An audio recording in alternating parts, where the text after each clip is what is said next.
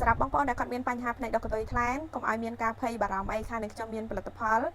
ជាប្រភេទគ្រាប់សម្រាប់លេបដើម្បីជួយរំលាយសាច់ខ្លាញ់កន្ទុយថ្លែងនឹងឲ្យរលាយជ្រះស្អាតម្ដងតិចរហូតស្អាតចេញពីភ្នែករបស់យើងដោយនៅក្នុងរូបនេះអញ្ចឹងនេះគឺផ្នែកដុសកន្ទុយថ្លែងដែលមានរយៈពេលខ្ទង់6ឆ្នាំជាងជាធម្មតានៅភ្នែកសនៃភ្នែករបស់យើងគឺវាមានសភាពសថ្លាអញ្ចេះ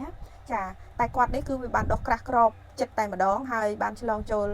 កែវភ្នែកពណ៌ខ្មៅនឹងតិចហើយចាខ្ញុំក៏បានណែនាំគាត់ឲ្យប្រើប្រាស់ផលិតផលជាชุดធំហើយគាត់ប្រើនេះគឺប្រើបានមួយខែហើយបងប្អូនគាត់ប្រើ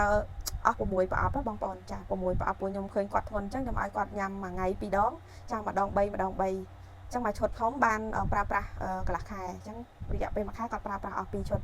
ចាផ្នែករបស់គាត់ចាប់ផ្ដើមប្រសើរបានច្រើនមែនតើបើគិតពីការធូរស្បើយវិញចាខ្ទង់50%បងប្អូនហើយទាំងដែលគាត់មានបញ្ហានេះគឺយូរឆ្នាំហើយគាត់ចា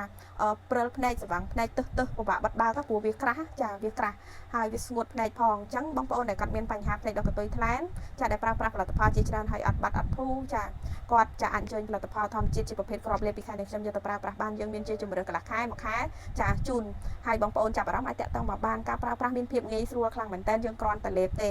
ចាយើងអាចធ្វើកិច្ចការងាររកស៊ីប្រចាំថ្ងៃបានធម្មតាហើយធានាជូនជាផលិតផលមានស្តង់ដារអន្តរជាតិប្រើប្រាស់សុវត្ថិភាពមិនមានផលប៉ះពាល់មិនធ្វើឲ្យឈឺកាពះមិនធ្វើឲ្យប៉ះពាល់ទៅដល់កម្រងនោមទេបងប្អូនប្រើប្រាស់ឃើញប្រសិទ្ធភាពខ្ពស់បងប្អូនចាប់អារម្មណ៍អាចតាក់ទងមកខាងនេះខ្ញុំបានចាអរគុណ